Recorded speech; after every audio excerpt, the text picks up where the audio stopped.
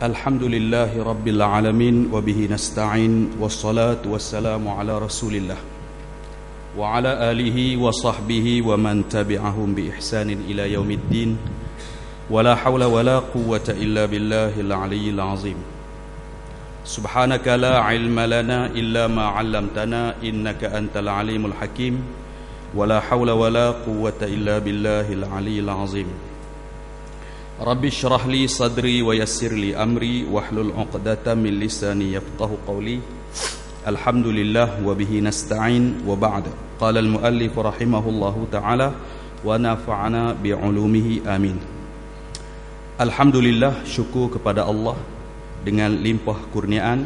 Allah Subhanahu wa ta'ala beri kita kesempatan berada di dalam rumah Allah, tempat yang terbaik dalam muka bumi, dan mudah-mudahan kita dengan niat i'tikaf berada di dalam rumah Allah. Dan suka saya ambil petikan daripada bab akhlaqun Nabi sallallahu alaihi wasallam daripada kitab Hayatus Sahabah karangan Syekh Maulana Yusuf Kandahlawi dalam bab yang ke-10, khuluqun Nabi sallallahu alaihi wasallam aqwalu Aisyah radhiyallahu anha fi khuluqihi sallallahu alaihi wasallam. Akhraja Muslimun an Sa'd bin Hisham qala sa'altu Aisyah ummul mu'minina radhiyallahu anha faqultu akhbirini an khuluqi Rasulillah sallallahu alaihi wasallam faqalat ama taqra'ul Qur'an qultu bala faqalat kana khuluquhul Qur'an. وأخرجه أحمد عن جبير بن نفير والحسن البصري عن عائشة نحوه كما في البداية. وأخرجه ابن سعد عن سعد بن هشام عن عائشة نحوه. وزاد قال قتادة رحمه الله وإن القرآن جاء بأحسن أخلاق الناس. وأخرجه أبو نعيم في دلائل النبوة عن جبير بن نفير عن عائشة نحوه. Perkataan Sayyidatina Aisyah radhiyallahu taala anha berkenaan akhlak baginda Nabi sallallahu alaihi wasallam telah merekodkan oleh Imam Muslim daripada riwayat Sa'ad bin Hisham. Katanya, Sa'ad pernah bertanya Aisyah sebagai Ummul Mukminin radhiyallahu anha, maka bertanya oleh Sa'ad daripada Aisyah, bagi tahu kepadaku berkenaan akhlak Rasulullah sallallahu alaihi wasallam. Maka Aisyah radhiyallahu ta'ala anha pun menjawab, tidakkah kamu membaca Al-Quran? Maka aku berkata, ya. Bahkan kata Aisyah radhiyallahu ta'ala anha adalah akhlak baginda Nabi sallallahu alaihi wasallam itu adalah Al-Quran, yaitu seperti mana adanya di dalam Al-Quran sebutan berkenaan dengan akhlak yang mulia, maka perkara yang sama wujud dalam diri baginda Nabi sallallahu alaihi wasallam. Dan apa saja yang ditegah daripada akhlak yang tidak elok, maka baginda Nabi sallallahu alaihi wasallam orang yang jauh daripada perkara tersebut.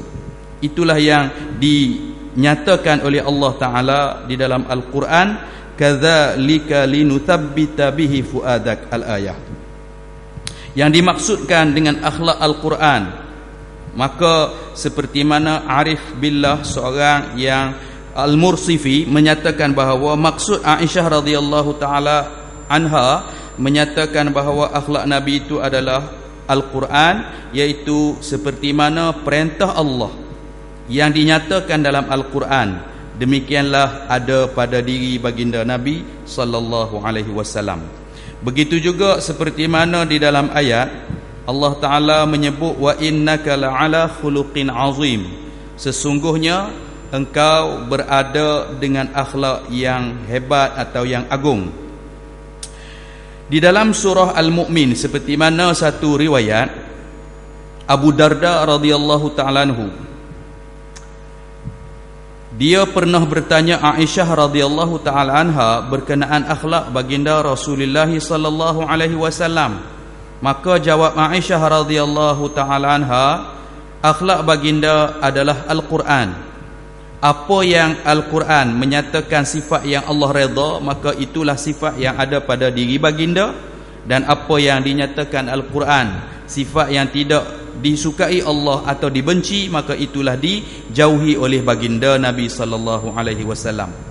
Imam Baihaqi telah merekodkan daripada riwayat Yazid bin Babanus, katanya, kami pernah bertanya Aisyah radhiyallahu ta'ala anha, wahai ummul mukminin, bagaimana akhlak baginda Nabi sallallahu alaihi wasallam?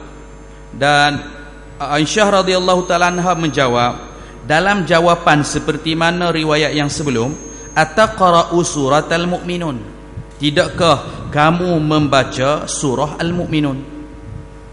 Maka kata Aisyah, bacalah, iqra' qad aflahal mu'minun ilal ashri, bacalah surah al-mu'minun bermula dari qad aflahal mu'minun hingga 10 ayat. Aisyah radhiyallahu ta'ala kata, beginilah apa yang ada di dalam ayat-ayat tersebut, itulah akhlak baginda Rasulullah sallallahu alaihi wasallam. Demikian diriwayatkan oleh Imam An-Nasa'i seperti mana di dalam kitab Bidayatul Hidayah Imam Ibnu Katsir. Berkenaan dengan perkara bacaan surah qad aflahal mu'minun, maka di dalam tafsir Mazhari dan begitu juga tafsir Safwatut Tafasir Syekh Ali Sabuni, dinyatakan di situ bahawa di dalam surah Al-Mu'minun, wa hadhil ayatu jami'atun li abwabil khairi kullaha, ayat ini terkumpul bagi perkara-perkara kebaikan kesemuanya. Fa innallaha ta'ala, kerana sesungguhnya Allah Ta'ala wasafal mu'minin, telah menyifatkan orang mukmin dalam ayat-ayat ini, iaitu 10 ayat awal surah Al-Mu'minun. Pertama dinyatakan di sini bil khusyu'i fi shalah, iaitu orang mukmin mereka yang khusyuk dalam sembahyang. Kedua, al-muwazabatu 'ala zakah, orang mukmin mereka senantiasa menjaga dan istiqamah dengan melaksanakan zakat. Ketiga, wal i'radu 'anil lagwi, orang mukminin sifat mereka menghindari daripada perkara-perkara yang lara. Keempat, wat tajannub 'anil muharramat wa sa'iri ma yujabul murwata ijtinabuh. Keempat ialah menghindari daripada perkara-perkara yang haram dan seluruh perkara yang menyebabkan terjejas maruah diri. Maka ini antara ringkasan di dalam ayat-ayat awal surah Al-Mu'minun, bahawa orang mukmin ni nombor satunya khusyuk dalam sembahyang. Maka untuk khusyuk dalam sembahyang, perkara-perkara yang berkaitan bacaan-bacaan diperbetulkan, makna-makna.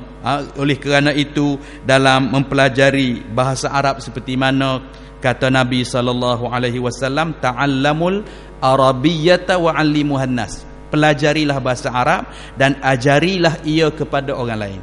Li'anni arabiyyun, kerana aku berbangsa Arab, wal Quran arabiyyah, Al-Quran juga berbahasa Arab, wa lughati ahli jannah arabiyyah, dan bahasa ahli syurga adalah bahasa Arab. Jadi atas dasar tujuan mempelajari bahasa Arab kerana nak memahami terutama bacaan dalam sembahyang. Bila mana kita dapat memahami bacaan-bacaan, makna-makna, maka akan lebih tumpuan ataupun lebih tawajuh dan juga lebih khusyuk dalam sembahyang kita. Walaupun khusyuk salah satu daripada sunat hayat dalam sembahyang, akan tetapi dia punya kesan, kualiti dia memberi kesan kepada kualiti sembahyang tersebut baik dan bertambah baik bagi seseorang mukmin. Dan juga Abu Nuaim dalam kitab Ad-Dalail Nubuwah telah merekodkan riwayat daripada Urwah daripada Aisyah radhiyallahu ta'ala anha, katanya, tidak ada seorang pun yang mana terlebih baik akhlaknya daripada baginda Nabi sallallahu alaihi wasallam. Apa yang mana tidak ada seorang pun memanggil baginda di kalangan sahabat. Di kalangan sahabat Nabi ni ada yang panggil, walam min ahli, ataupun di kalangan keluarga panggil dia, illa qala labbaik. Semua orang panggil tak kira. Yang orang muda, orang tua bila panggil, maka di antara sifat Nabi ni menyahut panggilan. Sama ada orang lebih tua, orang lebih muda, sama ada di kalangan keluarga atau sahabat-sahabat baginda, maka baginda Nabi SAW menyahut panggilan labbaik. Walidzalika, kerana itu Allah Subhanahu wa taala menurunkan dalam Al-Quran, wa innaka la'ala khuluqin azim, sesungguhnya engkau berada di atas akhlak yang agung atau akhlak yang mulia. Suratul Qalam ayat yang keempat. Dan satu syair pernah ada seorang ahli hikmah telah melantungkan, idallahu athna billadhi huwa ahluh alaika fama miqdaru ma tamdahul wara. Apabila Allah memuji seseorang dengan apa yang selayak baginya, maka apakah kadar pujian tersebut bagi orang lain. Jadi Allah sendiri yang puji Nabi, kedudukan Nabi, akhlak baginda Nabi, maka bagi kita, maka paling tingginya apa yang patut diikut oleh umat baginda Nabi sallallahu alaihi wasallam. Oleh kerana itu antara disunnahkan di dalam lafaz-lafaz selawat, selain daripada sirah biasa Allahumma salli ala Muhammad atau sallallahu ala Muhammad, maka ada dianjurkan satu riwayat dalam riwayat Ibnu Abbas radhiyallahu taala anhuma, ada baginda Nabi sallallahu alaihi wasallam bagi tahu tentang satu jenis selawat yang bukan sirah yang biasa, iaitu jazallahu anna Muhammadan ma huwa ahluh. Jazallah, semoga Allah memberi balasan, jazallahu anna, daripada pihak kita, iaitu kita memohon Allah Ta'ala bagi Muhammadan, kepada baginda Nabi Muhammad, ma huwa ahluhu, apa yang baginda Nabi SAW selayak terima. Jazallah, semoga Allah memberi balas, anna, dari pihak kita, Muhammadan, kepada Nabi Muhammad, ma huwa ahluh, apa yang selayak baginda Nabi SAW terima. Dalam riwayat Ibnu Abbas tersebut ada dinyatakan bahawa barang siapa melafazkan selawat ini sekali, Allah Subhanahu wa taala menyuruh 60 malaikat menulis kebaikan selama 1000 hari. Satu lantunan selawat, jazallahu anna Muhammadan ma huwa ahluhu, Allah Ta'ala tugaskan 60 malaikat menulis kebaikan berterusan, siang malam, setiap masa, 24 jam. Sebab malaikat bukan makan minum, malaikat ya'muru nama yuf'alu yaf'alu nama yu'marun. Kerja malaikat ni, apa yang Allah perintah dia buat. Malaikat akan tulis berterusan selama 1000 hari. Seolah kalau dibagi tahu macam 60 kali 1000 hari, 60,000 kebaikan. 60,000 hari kebaikan kalian. Itu satu lantunan. Apatah lagi setiap orang dalam waktu-waktu yang dia lapang atau tidak, dia lantunkan atau lafazkan selawat pun, kan, bahagian yang besar, kerana baginda Nabi SAW orang yang layak diselawatkan. Selawat ni daripada pihak kita minta keampunan, minta rahmat. Daripada malaikat, kalau kata selawat tu minta ampun. Kalau daripada Allah Subhanahu wa taala beri kebaikan. Seperti mana dalam ayat tentang innallaha wa malaikatahu yusalluna 'alan nabi, Allah dan malaikat berselawat kepada Nabi. Jadi bila Allah bagi kebaikan, malaikat minta rahmat, dan juga untuk kita malaikat minta keampunan. Maka daripada Ibnu Syaibah, daripada Qais bin Wahab, dan daripada seorang lelaki daripada Bani Sarah, demikian dinyatakan dalam tafsir Ibnu Kathir, katanya, aku bertanya Aisyah radhiyallahu ta'ala anha, beritahulah mengenai akhlak baginda Rasul sallallahu alaihi wasallam. Maka katanya Aisyah, kamu tidak membaca Al-Quran ke? Sesungguhnya di dalamnya ada di dalam Al-Quran ayat daripada Allah Subhanahu wa taala tu kan wa innaka la'ala khuluqin azim, sesungguhnya baginda Nabi berakhlak dengan akhlak yang mulia. Maka katanya Aisyah, Rasulullah sallallahu alaihi wasallam pernah sekali duduk bersama sahabat radhiyallahu anhum. Maka masa tu Aisyah radhiyallahu taala anha kata, aku masak makanan. Dalam masa yang sama Hafsah radhiyallahu taala anha, ni kawan baik Aisyah, madu. Aisyah radhiyallahu taala anha anak kepada Hadrat Abu Bakar As-Siddiq radhiyallahu taala anhu. Hafsah radhiyallahu taala anha anak kepada Sayyidina Umar radhiyallahu taala anhu. Jadi kedua-dua ni kawan baik. Dan masa Aisyah radhiyallahu taala anha masak makanan, masa itu juga Hafsah ada masak makanan.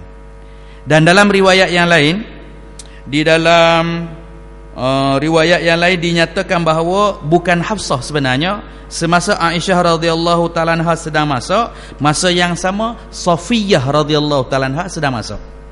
Sebab mengikut riwayat tu Aisyah dengan Hafsah ni sentiasa bersama. Kalau macam Hafsah tu dia lain sikit. Maka ketika tu yang telah masak dahulu ialah Safiyah. Masakan dia ni siap dulu, terus dia pergi bagi kepada baginda Nabi sallallahu alaihi wasallam. Dalam lafaz dia kata fasabaqatni Safiyah faqultu lil jariyah. Aisyah kata gini ya, dia ada hamba perempuan tu mugi sana dekat depan Nabi tu, makanan dia bagi ke Nabi, ada sahabat-sahabat tu, kamu ambil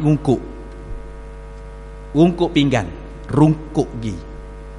Budak ni dah kerja dia. Aisyah kata pergi rungkuk depan Nabi, dia pun rungkuk gi, dia pun pergi tinggal.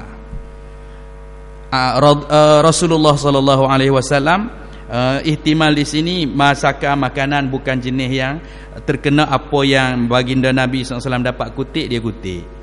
Hak mana kurang elok ada debu-debu dia buang, dia kutik, dia buat makan. Hak yang telah dihidangkan tadi, setelah hak Aisyah radhiyallahu taala anha punya masakan ni sihat, dihidangkan kepada baginda Nabi sallallahu alaihi wasallam, maka baginda Nabi sallallahu alaihi wasallam pun ada yang makan. Dan sebahagian daripada yang dihidangkan Aisyah ni, Nabi SAW panggil budak tadi, jariyah ataupun hamba tu, dia kata ambil makanan ni bagi sama kepada Safiyah, supaya Safiyah dapat makan juga.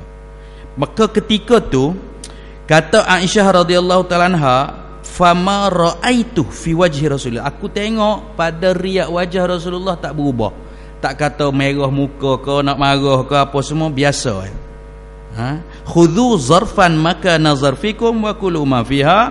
Kata Nabi ni ada bekas Safiyah tadi, bubuh makanan Aisyah bagi sikit, hantar ke Safiyah, dapat dia rasa juga makan ni. Maka ketika itu kata Aisyah radhiyallahu taala anha, aku tidak tengok, aku tidak kelihatan pada baginda Nabi wajahnya tu berubah, tak ada. Maknanya betapa baginda Nabi SAW bersifat dengan sifat yang sangat mulia. Oleh kerana itu, sama ada kawan ataupun lawan, semuanya mengetahui dan juga mengakui akan sifat baginda Nabi SAW. Dalam kitab Syekh Abdul Fattah Abu Ghuddah tentang asalib, iaitu uslub bagaimana baginda Nabi SAW dalam memberi pengajaran, saya ambil sikit daripada muqaddimah dia. Dalam muqaddimah pendahuluan kitab Asalib Ta'lim Ar-Rasulul Muallim, Nabi sebagai seorang yang mengajar dan juga bagaimana uslub baginda, di sini dia buat mari, dia kata, saya baca sikit nas dia. Fal kamalul mu'tabar fil bashar yakunu min arba'ati aujuh, kesempurnaan yang diambil kira pada seseorang manusia, kerana kejayaan manusia tu yang diambil kira apakah kesempurnaan bagi seseorang. Maka kata Syekh Abdul Fattah dalam muqaddimah dia, daripada empat aspek. Pertama, kamalul khalqi, kesempurnaan diri itu. Yang kedua, kamalul khuluqi, kesempurnaan pada akhlak, sifat. Ketiga, fadailul aqwal, kelebihan keutamaan dalam perkataan, ucapan. dan keempat fadailul a'mal, kelebihan dalam amal perbuatan.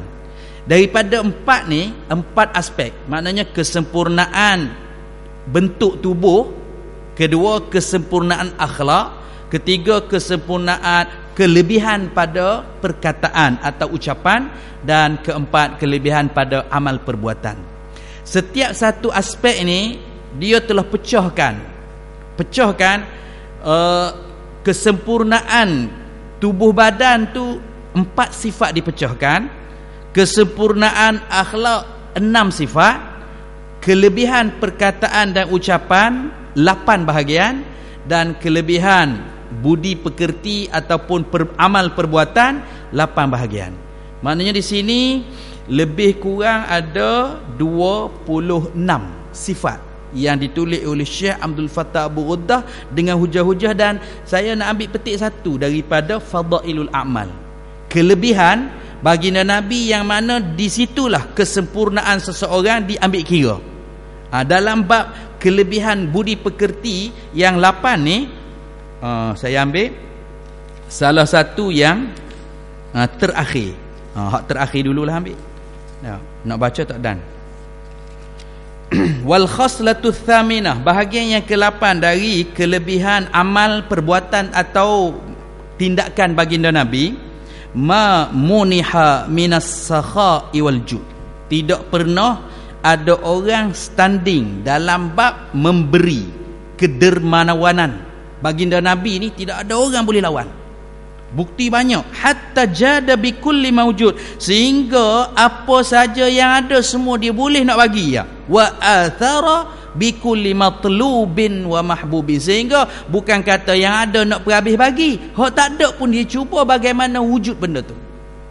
Sebab itu baginda Nabi masa keadaan tak ada sesuatu, ada orang main minta sedekah. Ya Rasulullah, dalam Al-Quran ada ayat wa ammas-sa'ila fala tanhar, orang meminta jangan hampakan. Amal atas ayat ni, baginda Nabi SAW pernah sekali ada orang mari meminta sedekah lah, minta sesuatu. Pada ketika itu Nabi tak milik apa-apa.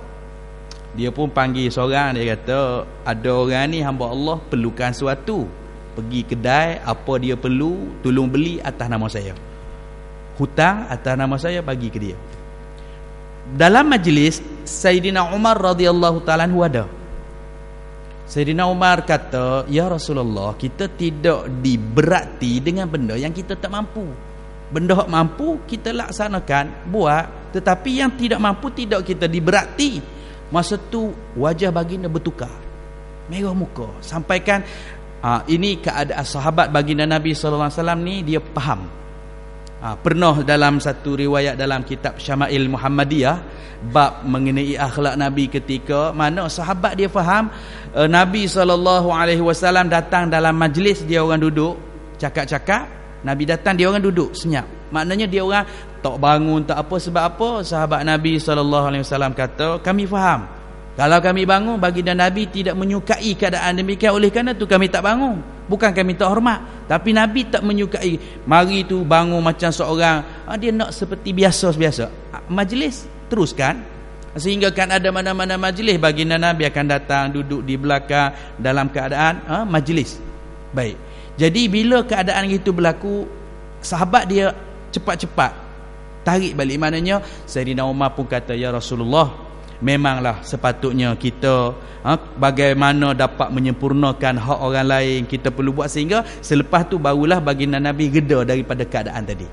Maknanya benda yang ada tak ada masalah, ni benda tak ada. Jadi Sayyidina Umar pun maknanya tahu benda tu, tapi nak bagi tahulah ni, ya Rasulullah, benda tak ada. Dan perkara tu akan dibuktikan sekejap lagi, dia akan bagi tahu wa mata, dan baginda Nabi SAW wafat, wa dir'uhu marhunatun 'inda yahudiyin, sedangkan baju besi Nabi sedang berada di tangan Yahudi dalam keadaan ar-rahan, maknanya dia baru gadai baju dia tadi kerana ala asu'in min sya'irin li ta'ami ahli, untuk beli beberapa gantang syair untuk makanan kaum keluarga, sampai perlu gadaikan baju besi, dan baju besi itu digadai itu sampai wafat Rasulullah.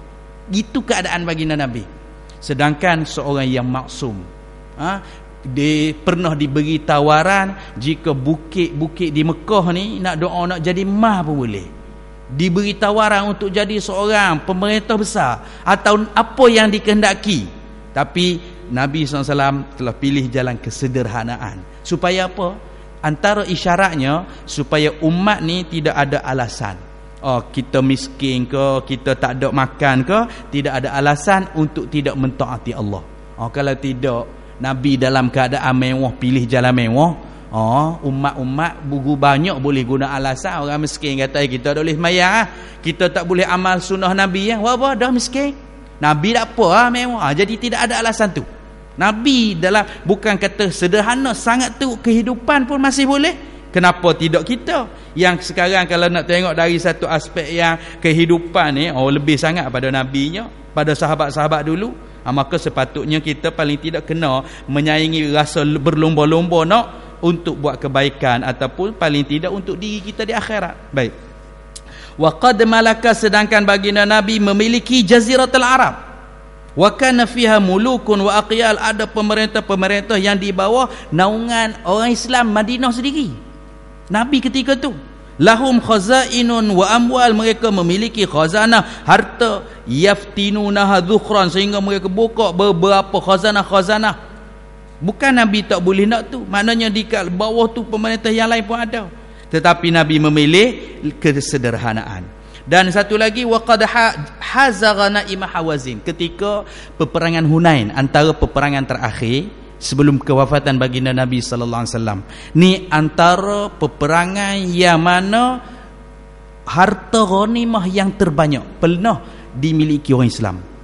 Dan di dalam kitab Ar-Rahiqul Makhtum pun dinyatakan kisah setelah peperangan dengan Bani Hawazin, iaitu peperangan Hunain.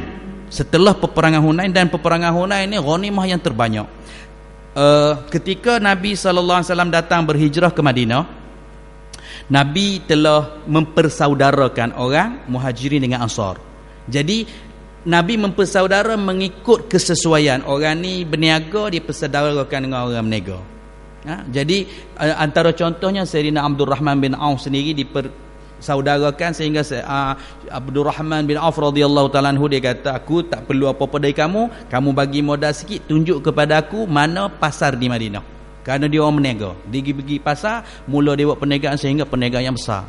Nabi SAW sendiri, dia dipertemu dengan keluarga Anas bin Malik. Sebab itu Anas bin Malik ni daripada kecil, tadi ada dalam kita baca riwayat dalam kitab Syama'il tu, dia dari kecil lagi umur 8 tahun sehingga umur 18 tahun, 10 tahun berkhidmat dengan Nabi. Dia sebenarnya ada hubungan yang kuat di situ, kerana ada sekeping tanah yang mana keluarga Anas bin Malik bagi Nabi untuk guna. Dan ada satu istilah di sana, iaitu seolah diberi pinjam guna, hasil dibahagi. Kemudian ketika selepas peperangan Hunain lah, orang-orang muhajir yang telah diberi pinjam atau diberi guna tanah-tanah atau perniagaan, aset sebagainya tu, mereka pulangkan kembali. Tu zaman Nabi, dia bukan macam kata bagi terus pun. Sedikit sangat kita tengok keadaan yang jenis bagi terus. Kebanyakan sama ada bagi guna, ambil keuntungan bersama, ataupun jenis bagi hutang. Dan itu cara Nabi pun. Nabi sama ada dia gadai sesuatu, dia berhutang sesuatu ni, supaya apa? Dalam satu aspek ni sebenarnya, bab hutang, bagi pinjam, bila kita tengok melalui syariat, maka benda tu lebih baik daripada bagi terus saja gitu. Kadang-kadang bagi terus ni kita pun lupa, dia pun lupa, dia pergi mana dah tahu, sekali bagi habis, hubungan tu tak ada dah. Adapun bila bagi hutang, contohnya kita belajar dalam bagi hutang ni kan, terutamanya hutang yang berhad atau yang ada had tertentu masa. Dalam kitab Sunan Abu Daud ada satu bab al-iqalah. Iqalah ni maknanya kita seorang tuan barang, kita jual sesuatu, bila seseorang beli, maka menjadi hak kita. Jika dia nak bagi balik, tebus balik barang dia tadi, kita tak terima. Setelah firaqul majlis. Maknanya sekarang duk beli jual beli ni. Lepas tu dia pun keluar dari kedai balik rumah. Tadi kita ngeping habisan, dia pun tertarik dengan kita elang bagi tahu kelebihan ni, dia pun tertarik beli. Lepas balik rumah, duk bincang-bincang kata, tak perlu lagi ni, orang puan dia kata, benda lain kita perlu pergi bagi semula. Bila pergi nak mengembalikan balik, itu dia panggil tuan ni berhak tak terima. Sebab dah jual, majlis dah berpisah. Tetapi jika dia terima, itu dia telah membuat kebaikan. Dan menerima kembali, membuat baik ni dalam istilah syariat dipanggil iqalah. Satu hadis Nabi SAW bagi tahu tentang iqalah, man aqala musliman aqalallahu atharatahu yaumal qiyamah. Barang siapa terima balik hak orang Islam ni, dia mungkin nak bagi balik, pulang balik dengan syarat barangan tadi elok, kita pun pulangkan balik duit. Ini dipanggil iqalah. Barang siapa yang melakukan iqalah kepada saudara Islam yang lain, aqalallahu athratahu yaumal qiyamah, di hari kiamat nanti Allah Ta'ala akan berlebih kurang dengan kesalahan dia, ketelanjuran dia, dan apa yang dia buat salah dengan Allah. Jadi kita buat baik dengan hamba Allah, kita akan dapat kebaikan daripada Allah. Dan setiap kebaikan tidak ada kekurangan, bahkan ada kelebihan. Baik, itu antaranya. Jadi berhubung dengan tu, maknanya dengan bab hutang, bila ada had dalam satu hadis dalam kitab Mishkatul Masabih, diriwayatkan bahawa ada seorang di kalangan Bani Israel, orang yang kaya, dia sentiasa bagi hutang. Setiap hampir dengan cukup masa tempoh yang diberi, sama ada sebulan atau lebih, maka dia akan hantar orang-orang yang bekerja dengan dia, dan dia akan bagi tahu pesanan. Jika kamu tengok orang ni dalam keadaan mampu, ambil bayaran. Jika tak mampu, kamu lanjutkan dia punya tempoh. Jadi tentang melanjutkan tempoh hutang ni ada satu kelebihan lain. Seorang yang bagi hutang tu satu kelebihan, dan kemudian orang yang berhutang tadi tidak sempat bayar atau tak mampu bayar, maka dia pun mari rumah jumpa. Mungkin dia bagi tempoh sebulan, katakan 30 hari. Hari ke-29, pesen tak dah nak bayar ni, mari jumpa rumah.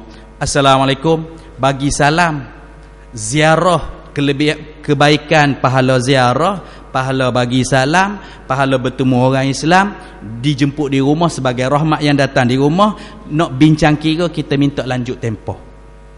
Dah orang berbudi kan, kita berbahasa, orang minta molek-molek, kita pun tak apalah, kita lanjut tempoh lah. Okey, sebulan lagi lanjut tempoh, katakan sebagai contoh. Maka di dalam hadis Nabi disebut, setiap satu hari lanjutan tempoh bagi hutang seseorang, Allah Ta'ala bagi satu khair, kebaikan tambahan. Jadi oleh kerana tu, kalau nak bagi hutang, bagi tempoh yang pendek, sebab nak kelebihan. Bagi hutang tempoh pendek. Okey, kita bagi contohnya tempoh seminggu sudah. Seminggu mana dah, tak apa, kita buat kira. Lepas seminggu mari, nah hari mana dah nak bayar ni, kita minta tempoh. Kita nak pahala. Buat tempoh sebulan, ruang tu banyak, kita beri tempoh seminggu ya. Mari 6 hari, okey, kita lanjutkanlah. Sebab dalam hadis disebut, barang siapa melanjutkan tempoh hutang, dia akan dapat kebaikan. Tengok, kebaikan bagi hutang dapat kebaikan melanjutkan tempoh dapat lagi. Setiap hari satu, dipanggil satu bir, satu khair, kebaikan. Dan dalam kebaikan tu terkumpul jutaan kebaikan yang lain. Oleh kerana tu kita lanjut. Sebab apa kita nak amal dengan hadis tu? Sebab bila belajar bab syariat dalam bab hutang, rupanya dengan hutang ni banyak kebaikan kita boleh dapat, orang berhutang boleh dapat. Tapi kalau tak faham, dia ada jadi masalah. Orang tu tak boleh dah bayar hutang dia. Bukan tak boleh ke hutang dia, bukan bayar, biasa tak bayar. Pergi telefon tak jawab, pergi rumah tembak tak ada. Masalah, jadi hubungan pun masalah, sehingga orang jadi takut nak bagi hutang. Sedangkan sebab asalnya baik, tapi dengan cara yang betul. Jadi itu sebab kita kembali balik, bila kita mempelajari apa yang baginda Nabi SAW telah ajar dalam syariat yang Nabi, syariat mutahharah, syariat yang suci murni ni, cantik sangat. Cuma banyak di kalangan yang kita tak dapat merangkumi lagi, maka kita kena belajar, terutama budi pekerti Nabi. Baik, dalam yang menyatakan tentang kepribadian Nabi, tentang dia memberi ni, walaupun dia ada ataupun tidak. Ketika mereka dapat harta ghanimah daripada Bani Hawazin, jumlah ghanimah yang didapati ini tawanan 6,000 tawanan hamba dapat.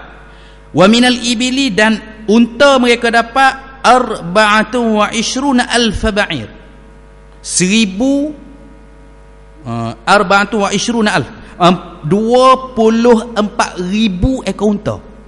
Tawan yang dapat tu hasil daripada ghanimah peperangan Hunain. Dan kambing 40,000 syat, 40,000 ekor kambing. Wa minal fiddah, perak pula 4,000 uqiyah, 4,000 uqiyah. Dan banyak lagi yang dapat, maknanya hasil yang terbanyak. Selepas pada tu pun ada satu riwayat Abu Wa'il daripada Masruq radhiyallahu anhu, dia kata Aisyah radhiyallahu ta'ala anha kata apa? Nak bagi tahu selepas peperangan Hunain, apa kata Aisyah? Ma taraka Rasulullah sallallahu alaihi wasallam dinaran wala dirhaman wala syatan wala ba'iran wala awsa bi syai'in. Daripada hasil tu Nabi tak tinggal pun 1 dinar, 1 dirham, 1 ekor kambing, 1 ekor unta, dan tidak baginda pun mewasiat sesuatu. Nak wasiat apa? Tak ada benda. Sedangkan Nabi sebagai seorang pemimpin, sebagai seorang ketua, ni hasil dapat banyak, dan bagi Nabi 5% tu biasa ya, boleh ambil 5 daripada bahagian yang diambil. Tapi Nabi tidak tinggal. Pernah sekali di dalam rumah orang beri 1 ekor kambing, Nabi kata kepada Aisyah radhiyallahu ta'ala anha, bagikan kambing ni. Ketika malam hari ditanya, wahai Aisyah, apa yang tinggal? Aisyah kata, ada 1 paha lagi. Nabi SAW kata apa? Paha tu bukan milik kita. Apa yang telah diberi itu milik kita, yang kita simpan tak tahu lagi jadi rezeki kita ke tak jadi rezeki kita. Ni sifat baginda Nabi. Sehingga itulah dia baginda Nabi SAW yang mana dalam bab kesempurnaan dengan 26 bahagian yang ada tadi, salah satu yang kita tengok di sini, dan juga bagaimana Nabi nak mewasiatkan. Sedangkan sebelum ni pun dinyatakan bahawa ketika wafat baginda Nabi SAW, baju besi baginda masih di dalam gadaian kepada seorang Yahudi. Dan pernah sekali Amr bin Murrah, Suaid bin Haris daripada riwayat Abu Dzar radhiyallahu ta'ala anhu katanya, Rasulullah sallallahu alaihi wasallam bersabda, "Ma yasurruni anna li Uhudan dhahaban." Tidak menggembirakan aku walaupun segunung Uhud ini sebagai emas. Bukanlah menggembirakan. Uhud ni lebih kurang besar gunung tu 6 kilometer panjang, 3 kilometer lebar. Besarnya gunung Uhud.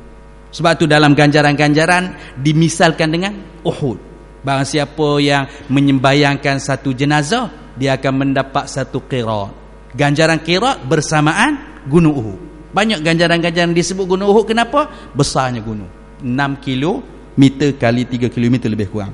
Maka Nabi kata, tidak aku gembira dengan adanya emas walau sebesar gunung Uhud, tetapi unfiqhu fi sabilillah, aku boleh menginfakkan fi sabilillah, aku boleh mati dalam keadaan amutu wa indi minhu dinar, tidak ada padaku walaupun sekeping dinar, illa an u'iddahu li gharim, walau kata aku ada sekeping dinar, aku mati dalam keadaan sekeping itu dapat membantu orang yang berhutang. Nak bantu lagi orang dalam keadaan tak ada apa, macam tadi. Itu sebab bila pernah sekali ada orang mari meminta seperti kita cerita tadi, ni ada riwayat dia, iaitu Nabi kata kepada orang meminta tadi, kamu gilah beli, bagi tahu beli dengan nama aku. Riwayat ni daripada Hisham bin Sa'ad dari Zaid bin Aslam dari bapanya, bahawa Umar bin Al-Khattab radhiyallahu ta'ala anhu bagi tahu bahawa ada seorang lelaki datang kepada Nabi sallallahu alaihi wasallam. Orang tadi meminta untuk Nabi memberi sesuatu. Baginda Nabi sallallahu alaihi wasallam ketika itu tidak memiliki apa-apa, akan tapi Nabi kata, belilah dengan nama saya, maka orang tu pun dapat laksana. Dan Sayyidina Umar kata, ya Rasulullah, qad a'taitau, kamu nak bagi juga ke orang ni, fama kallafakallah, Allah tidak memberatkan perkara ni, ma la taqdir alaih, benda yang tak mampu. Fakariha sallallahu alaihi wasallam qaula Umar. Perkataan Sayyidina Umar ni Nabi SAW tidak menyukai. Jadi Nabi nak sentiasa dihabiskan kerana baginda Nabi SAW orang yang faham. Ke dunia sementara, kehidupan kita sementara, apa yang diberi daripada harta benda pun adalah sementara. Dan apa yang Allah beri sama ada harta benda untuk kita infakkan, dan apa saja yang Allah bagi daripada ilmu untuk kita amalkan. Bukanlah satu kebanggaan kita ni ada harta banyak sebagai orang kaya, dan bukan sebagai satu kebanggaan kita ni ilmu banyak seorang alim, tidak. Itu pemberian Allah. Sekelip mata bila-bila masa harta Allah Ta'ala boleh tarik, dan bila-bila masa ilmu boleh Allah Ta'ala tarik. Kelebihan ialah bila mana apa yang dikurnia Allah kita guna dan kita bagi. Harta dikurniakan, kita guna mengikut keperluan dan kita beri. Dan satu lagi, bab penggunaan harta ni ada banyak, guna banyak, tak salah. Imam Ahmad bin Hanbal pernah sekali orang macam mari bagi tahu kepada dia, kata tuan, bagaimana tidak hidup dalam keadaan zuhud. Dia kata zuhud ni bukan semesti kita tak boleh guna nikmat Allah bagi. Maksud zuhud tu ialah tidak mencintai apa yang diberi. Jadi harta dibagi, guna lah. Tak guna infakkan fisabilillah, dan apa saja jalan-jalan kebaikan. Kalau kita lebih faham lagi infak sebab apa, infak tu apa yang kita infakkan, itu akan jadi hak kita di akhirat. Dan ilmu begitu juga, amal dan kita sampai, amalkan sampai. Dan ilmu yang diamalkan dan disampaikan tu dia memberi kekuatan besar dan kelebihan yang sangat banyak. Baik. Kemudian bila seorang tadi, Umar bila tengok keadaan tu, ada seorang di kalangan Ansar dalam yang mereka duduk-duduk bersama Nabi, Sayyidina Umar radhiyallahu ta'ala anhu tadi kan. Jadi ada seorang kalangan sahabat Ansari ni, dia kata ni tak boleh jadi kalau begini keadaan. Nabi nampak tak suka dah tu. Nabi tunjuk keadaan reaksi tak suka.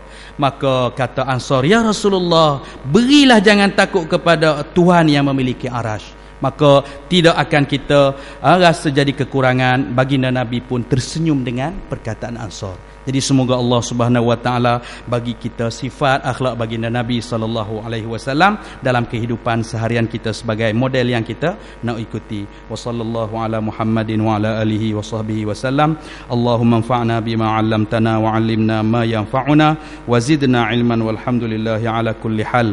Allahumma arzuqna fahman nabiyyin wa hifzal mursalin wa ilhamal malaikatil muqarrabin. Subhana rabbika rabbil izzati amma yasifun wa salamun alal mursalin walhamdulillahi rabbil alamin. Taqabbalallahu minkum.